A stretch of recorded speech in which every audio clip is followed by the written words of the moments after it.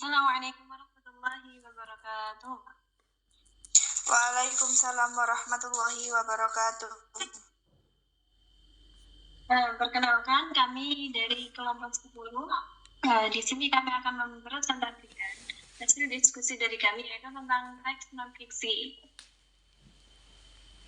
Kami beranggotakan Anissa Mitlahwidati dengan NPM 2303050101, Salmatur Rotiah dengan NPM 2303050103, dan Esti Maulin Janata dengan NPM 2303050105, dan Febri Salasamullah Khairunisa dengan NPM 303050107. Yang pertama yaitu pengertian teks non-fiksi.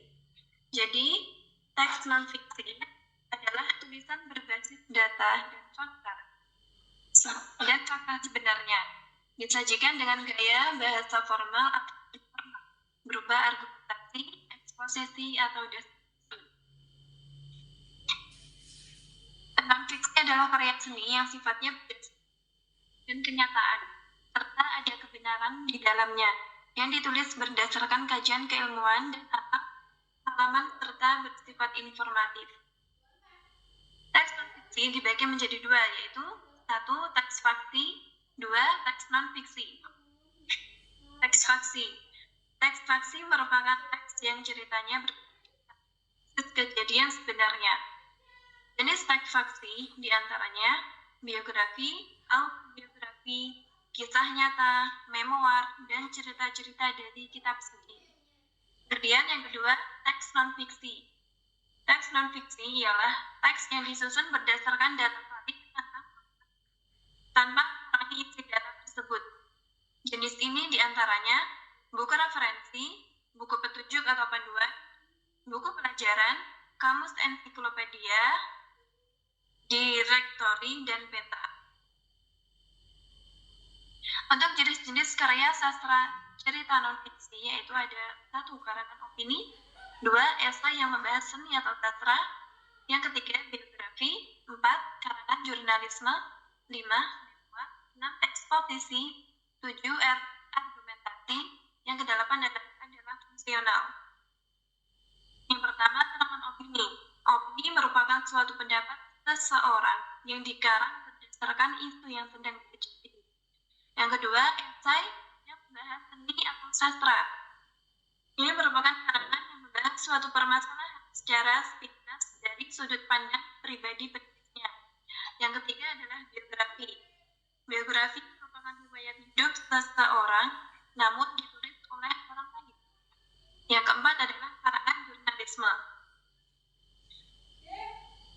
Karangan jurnalisme. Yang kelima adalah memoir, yaitu karangan sejarah atau peristiwa masa lalu yang dibuat untuk menangkan pendapat, kesan, dan tanggapan penulis atau peristiwa yang dialami dan tokoh yang berhubungan dengannya. Yang keenam adalah eksposisi. Eksposisi adalah suatu karangan yang bertujuan untuk menjelaskan maksud dan tujuan tertentu. Yang ketujuh adalah argumentasi, berisi karangan yang dibuat untuk menolak suatu pendapat, pendirian, atau berdasar secara logis. Yang kedelapan adalah fungsional. Fungsional dan tulisan-tulisan sejarah, ilmiah, ekonomi.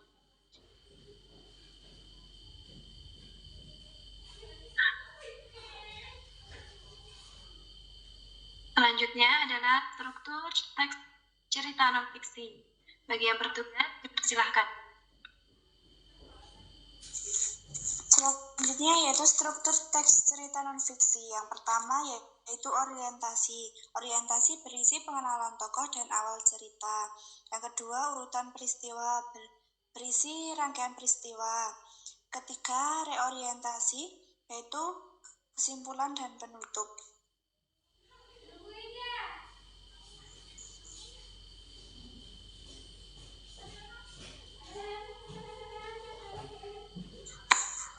Selanjutnya yaitu fungsi dan jenis cerita non-fiksi. Fungsinya yaitu 1.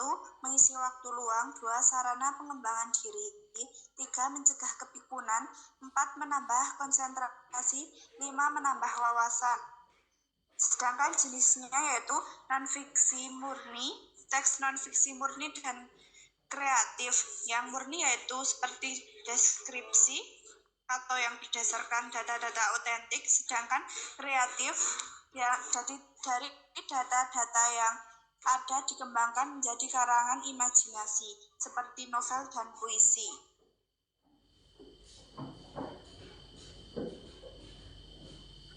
Baik, yang selanjutnya yaitu contoh teks non-fiksi dan kaidah penulisannya. Menurut Anchor, esai adalah tulisan lepas yang lebih luas dari paragraf yang diarahkan untuk mengembangkan ide mengenai sebuah topik. Sedangkan menurut Harvey, esai dianggap sebagai cara untuk menguji kualitas ide yang dituliskan oleh penulisnya. Kemudian, struktur esai ada 3 bagian. Yang pertama adalah bagian pendahuluan, yaitu berisi identifikasi topik yang akan dibahas. Yang kedua, bagian inti, yaitu bagian pengembangan ide yang dimuat dalam tesis statement. Dan yang terakhir adalah kesimpulan, yaitu penguatan terhadap topik yang telah dibahas. Selanjutnya, fungsi esai yang pertama adalah fungsi eksploratif, yaitu melakukan eksplorasi atas respon individu terhadap peristiwa, ide atau gagasan tertentu. Yang kedua, persuasi, yaitu mengajak pembaca untuk meyakini opini penulis dan mengajak pembaca untuk melakukan tindakan tertentu. Kemudian yang ketiga, explain, yaitu menjelaskan kepada pembaca tentang suatu hal. Yang keempat, compare, yaitu membandingkan 2 atau lebih ide, peristiwa, dan sebagainya. Yang kelima, showing, yaitu menunjukkan sebab akibat yang timbul dari suatu fenomena.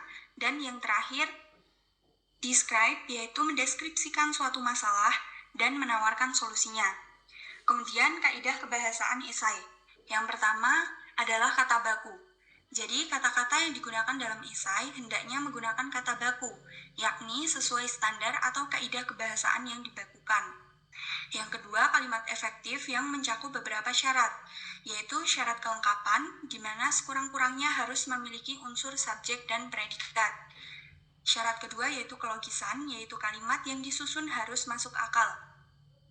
Kemudian kesepadanan, yaitu predikat yang digunakan harus padan. Apabila predikat pertama aktif, maka predikat yang kedua juga harus aktif.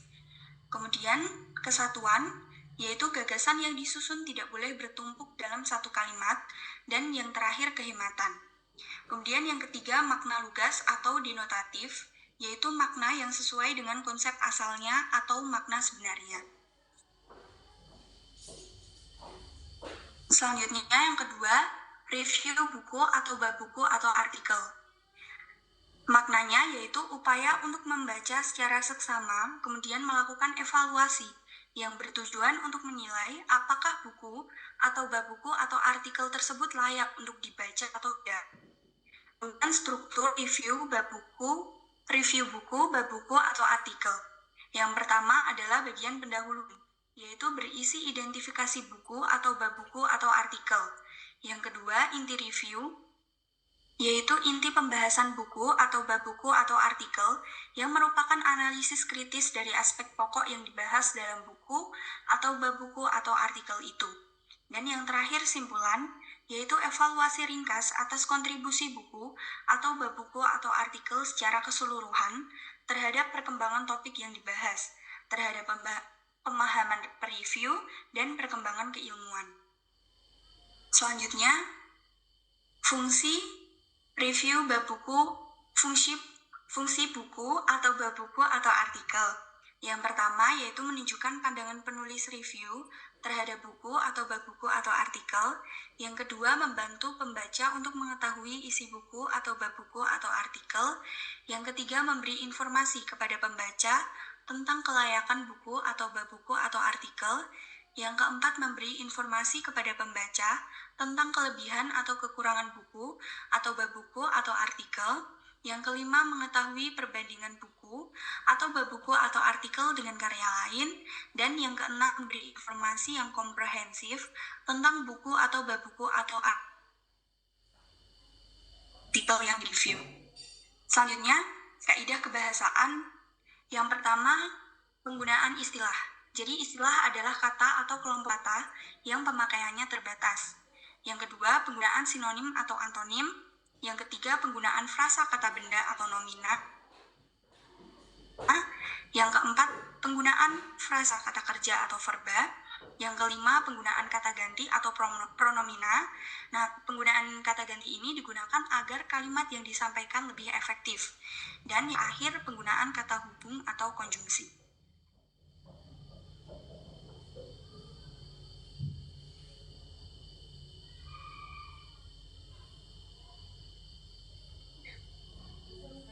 Selanjutnya yaitu tentang artikel ilmiah. Tulisan yang memaparkan hasil penelitian yang telah dilakukan dibagi menjadi dua, yaitu artikel yang memuat hasil penelusuran pustaka dan penelitian yang dilakukan. Struktur secara umum dari artikel ilmiah yaitu apabila berbasis penelitian yaitu 1. Abstrak, 2. Pendahuluan, 3. Metode penelitian, 4. Temuan penelitian, 5. Pembahasan, dan 6. Kesimpulan, rekomendasi, dan implikasi. Apabila berbasis kajian pustaka, struktur artikel ilmiah terdiri dari 1. Abstrak, 2. Pendahuluan, 3. Konsep A, 4. Konsep B, 5. Konsep C, dan seterusnya, 6. Kesimpulan, rekomendasi, dan implikasi. Tujuan dan fungsi dari artikel ilmiah tujuannya yaitu 1. Memecahkan masalah tertentu, mencapai tujuan khususnya tertentu, menambah pengetahuan, ilmu, dan konsep, membina kemampuan menulis ilmiah, membina kemampuan dan berpikir ilmiah. Sedangkan fungsinya yaitu fungsi pendidikan, untuk memberikan pengalaman yang berharga bagi penulisnya sehingga mampu menulis, berpikir, dan mempertanggungjawabkan tulisannya secara ilmiah. 2. Yaitu fungsi penelitian. Sebagai sarana bagi penulisnya guna menerapkan prosedur ilmiah dan mempraktikannya dalam usaha mengembangkan ilmu pengetahuan. Yang ketiga yaitu fungsi fungsional, yaitu sebagai alat pengembangan ilmu pengetahuan, tambahan bahan pustaka dan kepentingan praktis di lapangan dalam suatu disiplin ilmu tertentu. Sedangkan kaidah kebahasaan dari artikel ilmiah yaitu 1. Baku, yaitu menggunakan kata-kata yang baku dan sesuai dengan IYD. 2. Denotatif, 3. Berkomunikasi dengan pikiran bukan perasaan. 4. Kohesif, 5. Koherensif, 6. Menggunakan kalimat pasif, 7. Logis, bersifat logis, 8. Efektif, dan 9. Kuantitatif.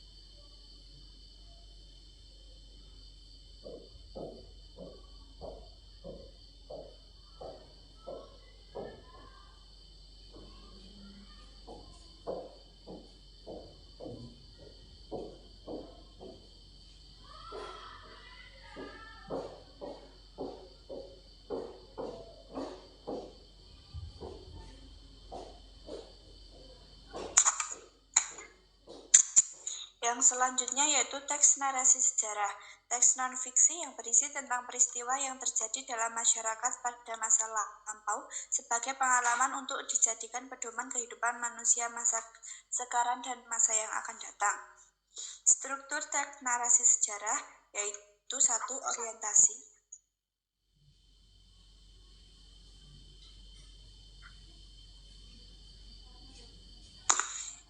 2. Urutan peristiwa, 3. Reorientasi, 4. Sejarah sebagai suatu peristiwa, 5. Sejarah sebagai kisah, 6. Sejarah sebagai ilmu.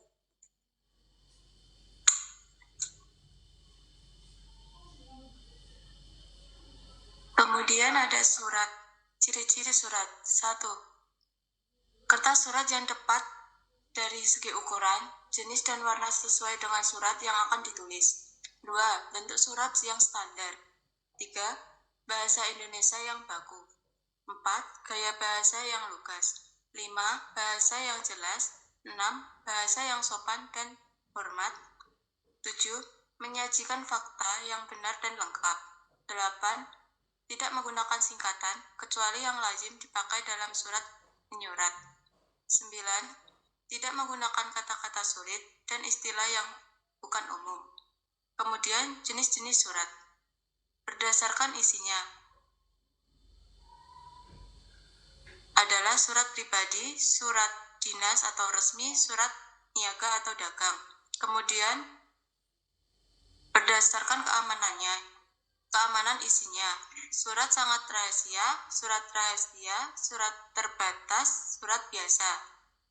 Yang ketiga, berdasarkan derajat penyelesaiannya, yaitu ada surat sangat segera, surat biasa. Berdasarkan jangkauan penggunaannya, ada surat intern, surat ekstern.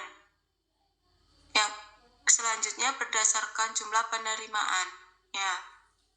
Surat edaran, pengumuman, dan surat biasa.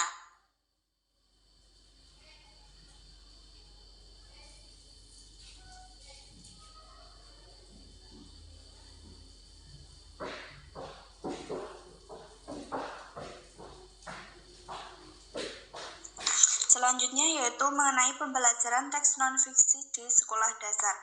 Tujuan dari pembelajaran teks non-fiksi di sekolah dasar yaitu menekankan hal yang dekat dengan siswa bagi yang kelas rendah. Bagi yang kelas tinggi yaitu membuat ringkasan, menulis teks prosedur, tes deskripsi, surat, laporan sederhana, menulis pengalaman, dan menyampaikan informasi. Prinsip-prinsip yang mendasarinya yaitu bahwa siswa adalah pembelajar yang konstruktif. 2. Yaitu ekspresi berbahasa atau mengungkapkan ekspresi bagi setiap siswa. Yang ketiga yaitu pengetahuan melalui interaksi sosial.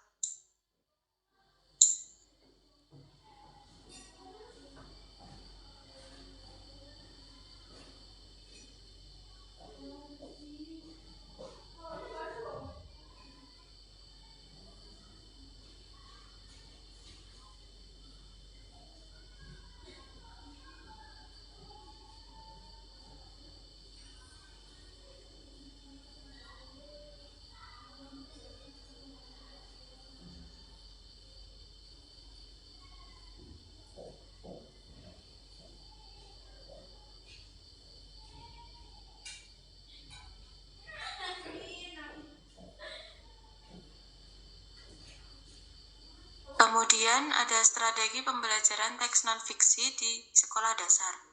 Metode yang digunakan siswa perlu dihadapkan dengan dunia nyata yang ada di lingkungan sosialnya.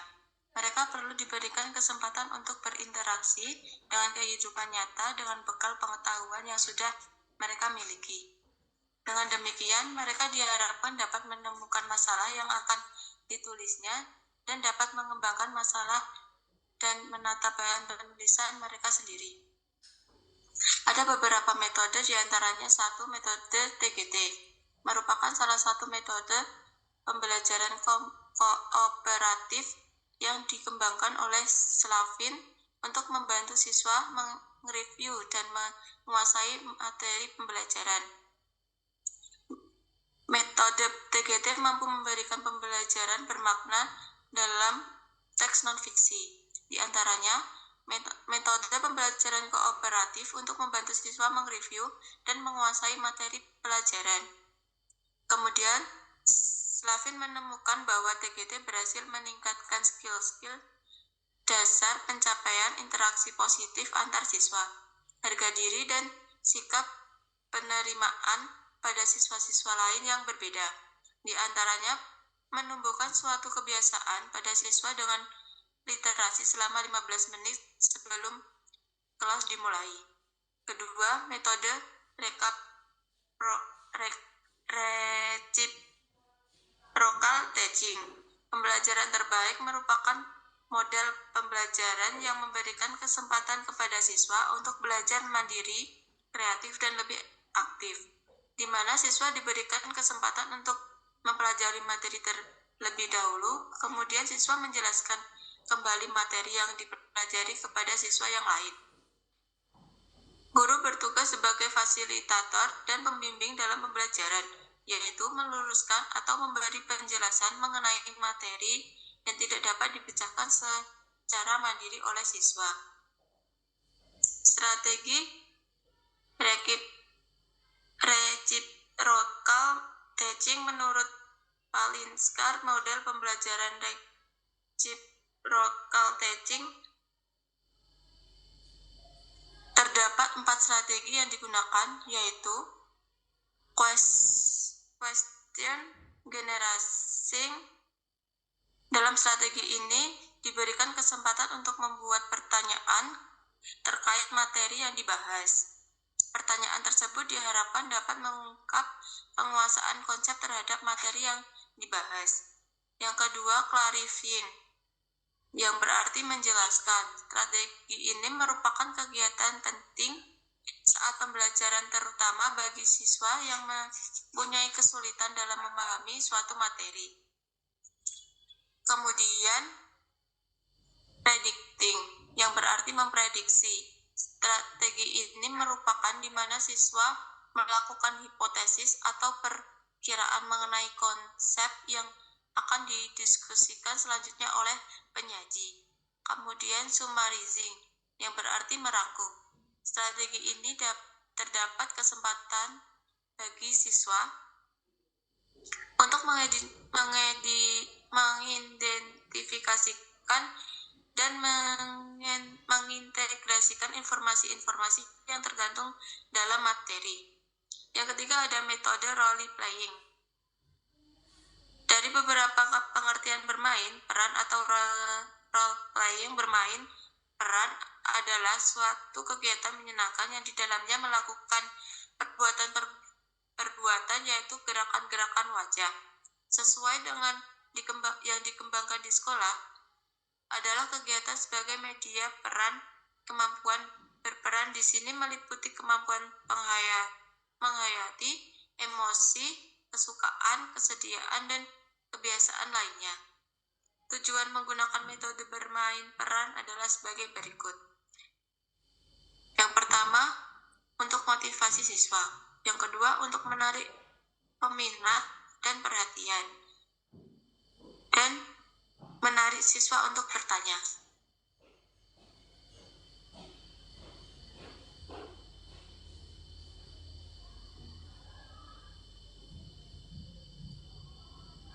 Demikian presentasi yang dapat kami sampaikan. Semoga apa yang kami sampaikan dapat bermanfaat bagi kita semua. Jika ada kekurangan, mohon dimaafkan, karena kesempurnaan sungguh hanyalah milik Allah Subhanahu wa Ta'ala saja. Kami akhiri, wassalamualaikum warahmatullahi wabarakatuh. Waalaikumsalam warahmatullahi wabarakatuh.